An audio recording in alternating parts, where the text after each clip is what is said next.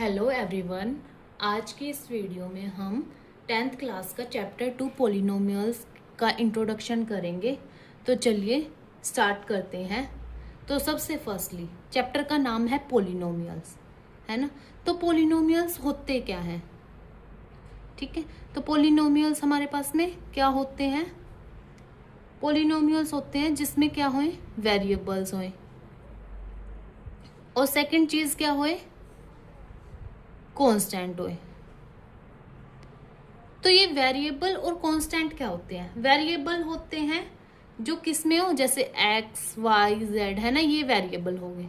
Constant कौन से हो गए, जैसे 2, 3, -4, -5, है ना। तो ये सारे क्या हो गए, कांस्टेंट हो गए, ठीक है। जब हम इन दोनों को मिला के, है ना, जैसे कि 2x 3y 2x + y, ये सारे क्या हो गए हमारे पास में, पोलिनोमियल्स हो गए। क्या हो गए, पोलिनोमियल्स हो गए। इन्हें हम क्या बोलते हैं, इन्हें हम एल्जेब्रिक एक्सप्रेशन भी बोलते हैं, ठीक है।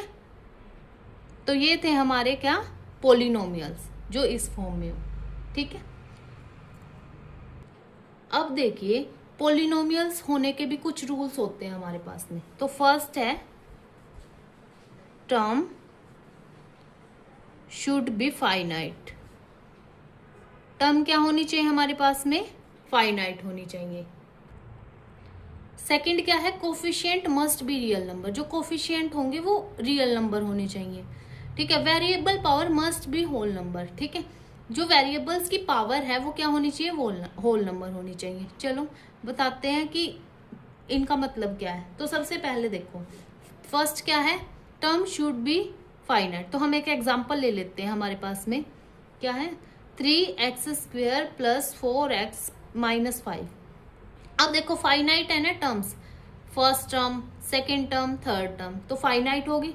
तो ये हमारे पास में क्या है, पोलिनोमियल है, इसलिए फर्स्ट कंडीशन अप्लाई होगी, है ना। अब सेकंड हमारे पास में coefficient must be real number.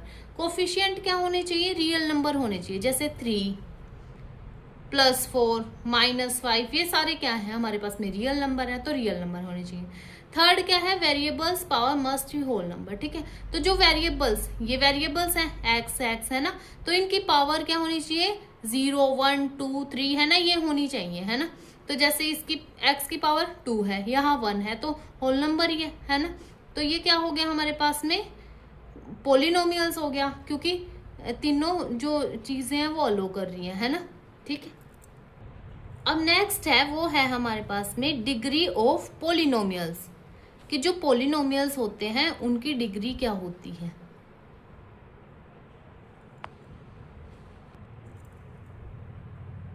Polynomials, तो देखिए जैसे कि ये है 2x - 3, ठीक है। तो डिग्री क्या हो जाएगी, जो भी हाईएस्ट पावर होती है हमारे पास में। जो हमने लास्ट एग्जांपल लिया था 3x² + 4x - 5, क्या थी इसकी डिग्री, हाईएस्ट पावर क्या थी, 2 थी ना, इसकी 2 पावर है ना, हाईएस्ट सबसे ज्यादा। तो इसकी जो डिग्री थी कितनी थी, 2 थी। अब नेक्स्ट एग्जांपल लेते हैं 2x - 3, इसकी पावर कितनी है, हाईएस्ट पावर 1 है, तो डिग्री कितनी हो जाएगी इसकी, 1 हो जाएगी, है ना। अब नेक्स्ट कोई भी ले लेते हैं, जैसे कि x³ - 2x² + x - 1, ठीक है। इसकी जो हाईएस्ट पावर है, यहाँ 1 है, 2 है, 3, तो हाईएस्ट कितना हो गया, 3 हो गया, x की 3, तो इसकी डिग्री कितनी हो जाएगी, इसकी डिग्री हो जाएगी 3, क्योंकि हाईएस्ट पावर क्या है, 3 है ना। वैसे ही अगर 4 वाला होता, कोई 4 वाला होता, है ना, ठीक है, तो 4 वाला होता, जैसे ये पोलिनोमियल्स होता, तो इसकी हाईएस्ट पावर कितनी है, 4 है, तो डिग्री कितनी हो जाती, 4 हो जाती, है ना। तो ये हमारे पास में डिग्री ऑफ पोलिनोमियल। अब देखिए क्या है, जैसे कि जिसकी भी डिग्री 1 होती है ना, जिसकी डिग्री 1 होती है वो क्या होता है, लीनियर पोलिनोमियल, उसे हम बोलते हैं लीनियर पोलिनोमियल। जिसकी डिग्री 2 होती है उसको हम क्या बोल लेंगे, क्वाड्रेटिक पोलिनोमियल, ठीक है। और ठीक है, पोलिनोमियल जिसकी डिग्री क्या होगी, 3 होएगी उसको बोल लेंगे हम क्यूबिक पोलिनोमियल।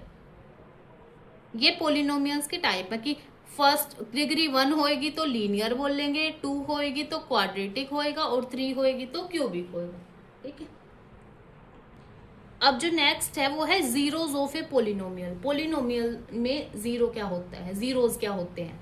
तो जितनी भी डिग्री होती है ना उतनी ही क्या होती है हमारे पास में नंबर ऑफ जीरोज होती है। एग्जाम्पल जैसे इसकी डिग्री 1 थी लीनियर पोलिनोमियल की, तो इसमें नंबर ऑफ जीरोज कितनी होंगी 1।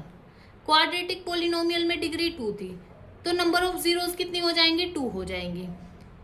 जो क्यूबिक पोलिनोमियल है उसमें कितनी थी डिग्री 3 थी तो नंबर ऑफ जीरोज कितनी हो जाएंगी 3 हो जाएंगी। तो हम एग्जाम्पल लेते हैं कि कैसे होता है ये। तो देखिए कोई भी एल्जीब्रेक एक्सप्रेशन ले लिया, ऐसे लिखते हैं पी एक्स करके पोलिनोमियल पी एक्स है ना, एक्स प्लस 2। ठीक है, इसमें देखो नंबर ऑफ जीरोज कितनी हो जाएंगी एक्स प्लस 2 में, हाईएस्ट पावर कितनी है 1 है, तो जो डिग्री है वो कितनी होगी 1 होगी, है ना। अब देखो पी एक्स को क्या लिखना होता है 0 के इक्वल, तो पी एक्स इसको भी 0 के इक्वल रख देंगे हम।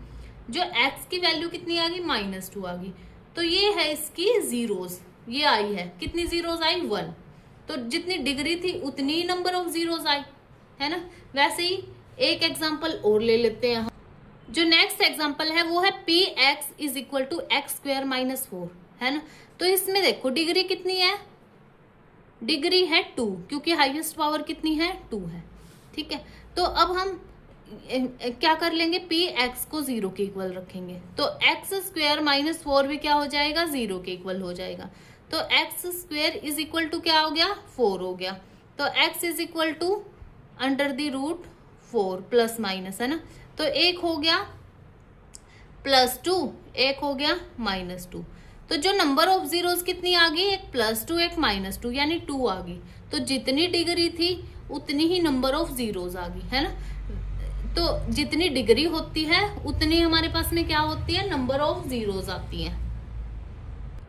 अब देखिए पैराबोला, पैराबोला क्या होता है, इसकी जो शेप होती है वो ऐसे होती है, देखो ऐसे भी हो सकती है ऊपर की तरफ, है ना, ऐसे भी हो सकती है, इस साइड भी हो सकती है और इस साइड भी। तो ये पैराबोलास की क्या है शेप्स हैं।